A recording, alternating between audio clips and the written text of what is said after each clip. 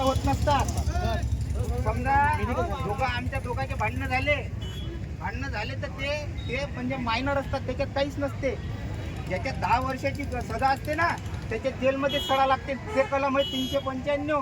याच्या बाकीचे सजाच नाही. खोटे जरी असले हा वकील साहेब बोला. खोटे जरी असले, कारण की SP साहेबांना आम्हाला असं सांगितलं की दोन गट आहेत. एक आपल्या अॅट्रॉसिटीच्या त्याच्याविरुद्ध दाखल झाला आणि त्यांनी आपल्या विरुद्ध काउंटर केस केलेली आहे 395, म्हणजे दरोड्याची केस.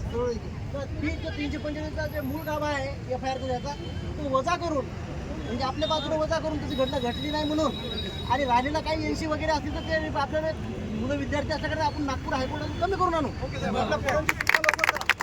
मी काय म्हणतो, तुम्ही याच्यानंतर काही जरी झालं तर दैल्याच्या मागे लागू नका. कोणाला कवडीची अक्कल नाही.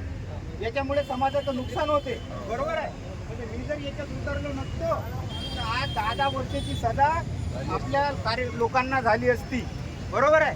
युवराणे साहेब आगे बढो, हम तुम्हारे साथ हैं. एवढे साहेब आगे बढो, हम तुम्हारे साथ हैं. कमी साहेब आगे बढो, हम तुम्हारे साथ हैं. तसं आहे. हे जगदीश दंडेने सांगितलं की एक कॉल आणि मॅटर सॉल्व.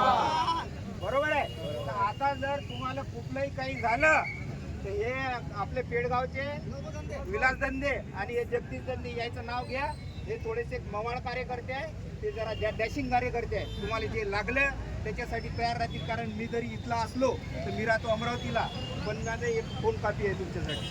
आज तुमच्या ध्यानात आलं ना? हो सर. म्हणून तालुक्यातल्या दैल्याच्या म्हणजे आंडू गांडू पांडू याच्या नांदी काही लागत जाऊ नका. काय असलं तर या लोकांना फोन करायचा. हे मला सांगतात. एका झटक्यात तुमचं काम होईल. अनुभव ही खात्री. ठीक आहे. न्यायालयाचं जे आहे